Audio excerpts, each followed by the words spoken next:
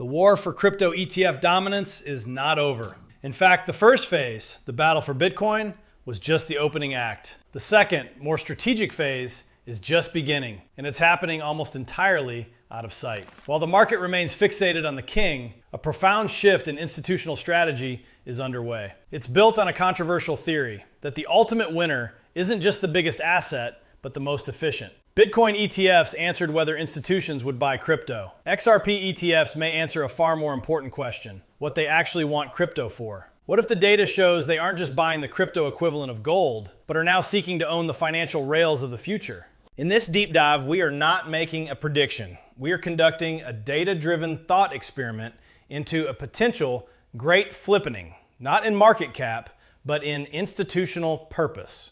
We will dissect the legal breakthroughs, the on-chain flows, and the quiet positioning of financial giants that suggest a challenger, once bound by regulatory chains, is now free. This is a look at what could define the next chapter of digital finance, and why the smart money might be placing a very different bet than you think. For years, the crypto narrative was ruthlessly simple.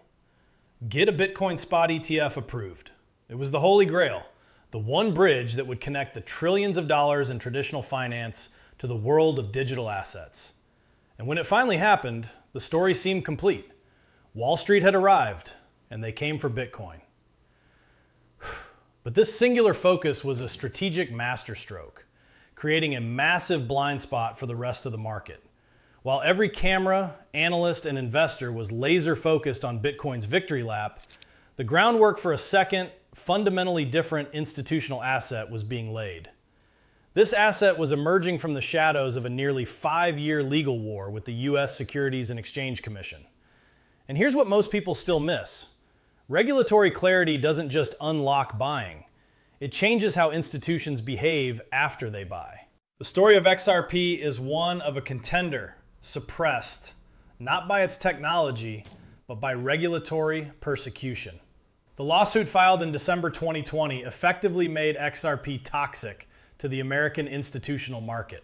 While Bitcoin was being fitted for a Wall Street suit, XRP was branded with the scarlet letter of incurable legal risk. And then, in a landmark moment, the script was flipped. The final resolution of the court case in August 2025 delivered what was once thought impossible. The ruling from Judge Annalisa Torres of the U.S. District Court for the Southern District of New York was decisive. XRP, in its sales on public exchanges, is not a security. While some limitations on direct sales from Ripple to institutions remained and a settlement was paid, the ruling was a starting gun. It created the one thing XRP had been denied for half a decade: a clear regulatory pathway in the world's largest financial market. This decision didn't just pave the way for a copy-paste of the Bitcoin story. It unlocked years of pent-up demand for an asset with a completely different utility: a global settlement token. And as we're about to see, the institutional strategy for embracing it could look nothing like what we saw with Bitcoin.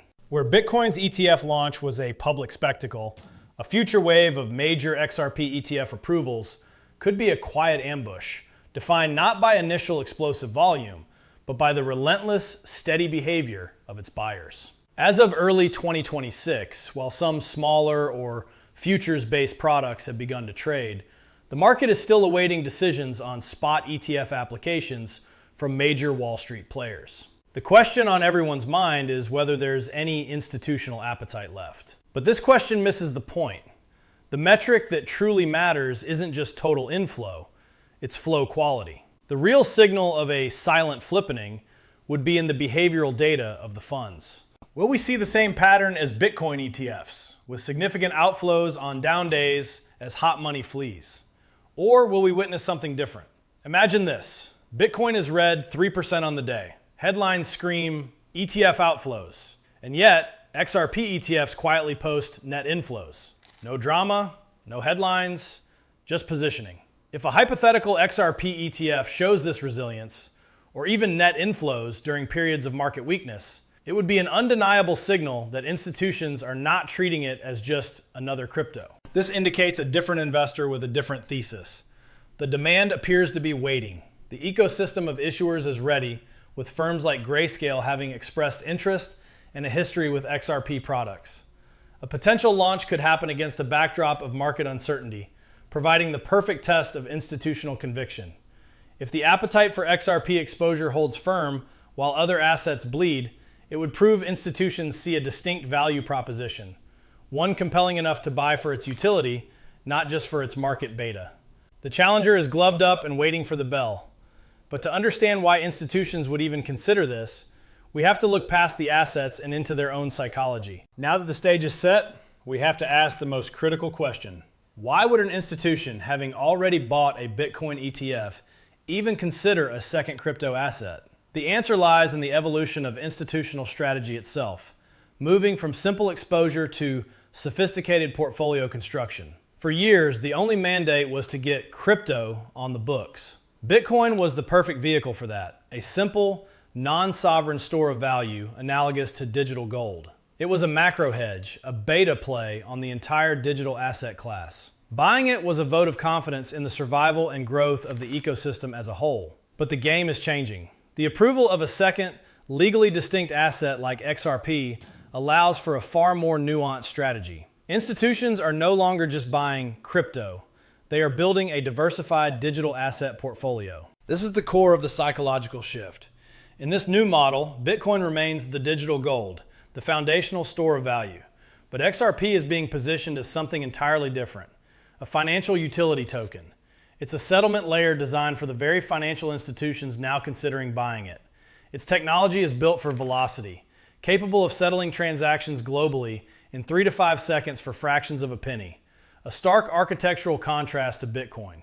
Institutions don't see this as a competitor to Bitcoin. They see it as a different tool for a different job. One is for holding value, the other is for moving it. This shift from a single asset strategy to a diversified portfolio approach is the silent catalyst. It's a move from speculation to allocation. But this psychological framework is meaningless without hard data. And when we look on chain, the evidence of this silent rotation is becoming undeniable. This is where the theory collides with hard evidence. A fascinating pattern emerges when you compare the market structure of Bitcoin with that of XRP. A classic story of scale versus conviction. First, the contrast and impact. Bitcoin's colossal market cap means it requires a tidal wave of capital to move the price. $1 billion inflow is a drop in the ocean. For XRP, with its much smaller market cap, every institutional dollar has a magnified effect. That same $1 billion inflow represents a far more potent force capable of triggering a structural repricing. Institutions understand this reflexivity, and the on-chain data suggests they are positioning for it. In early 2026, on-chain analytics show that XRP reserves on exchanges have plummeted to multi-year lows. At the same time, a fascinating trend has emerged. For the first time since September 2025, the number of millionaire wallets, those holding at least 1 million XRP, has been quietly increasing, with a net 42 new millionaire wallets added since the start of 2026. And here's the part retail almost always misreads. This is happening without price confirmation. Institutions don't wait for charts to look good. They wait for asymmetry. Retail investors see a boring chart and look away. An institution sees large, sophisticated holders accumulating during a period of perceived weakness and identifies it as a classic sign of quiet accumulation before a major catalyst. It implies a belief that future demand from ETFs will collide with a shrinking available supply. This is the perfect storm for a potential supply shock. Even a modestly successful launch for major XRP ETFs could have an explosive impact on price. An impact far greater than what the same capital could do to the much larger Bitcoin market. The data doesn't lie. The smart money is positioning for XRP's next chapter very differently.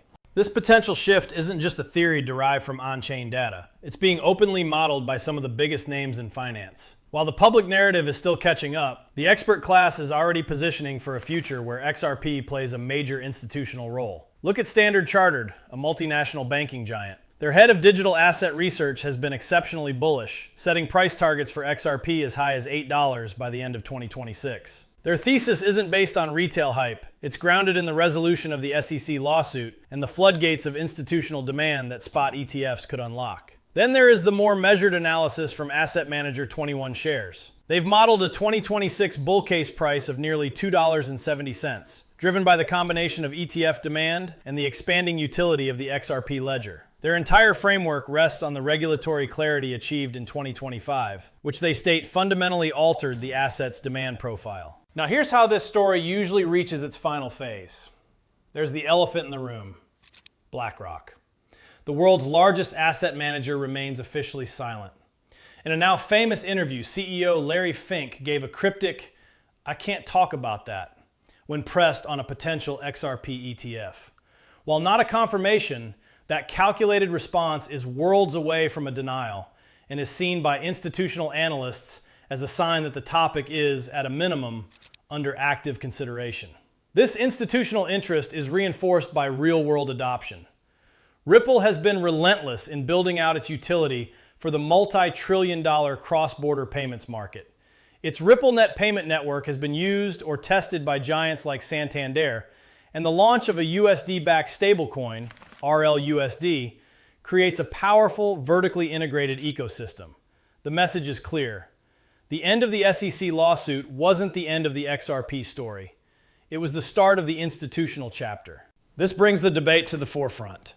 We've examined the legal shift, the institutional psychology, the on-chain data, and the expert analysis. Now, I want to invite you into a strategic debate.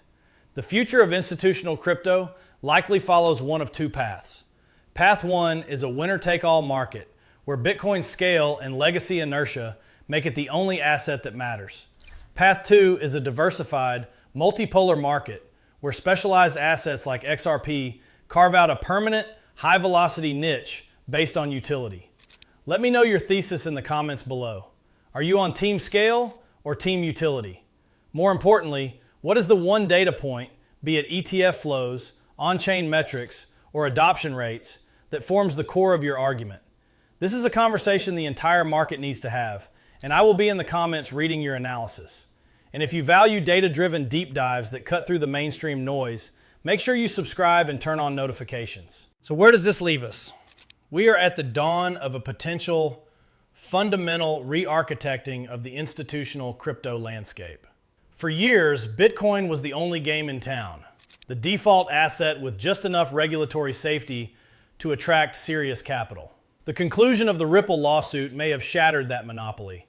It has potentially created a second pole of institutional gravity in the crypto universe. What is emerging is not a replacement, but a differentiation. Institutions are graduating from simply buying crypto to building a sophisticated portfolio. In this portfolio, Bitcoin is digital gold, a store of value. But XRP is emerging as its complementary counterpart, a financial utility token engineered for the very institutions that will soon be able to buy it through an ETF. The great flippening we've explored is not about XRP's market cap overtaking Bitcoin's tomorrow. It's about a flippening in narrative, in purpose, and in institutional strategy. Bitcoin answered the question of legitimacy. XRP may answer the question of utility. And institutions are now in the process of deciding which answer matters more.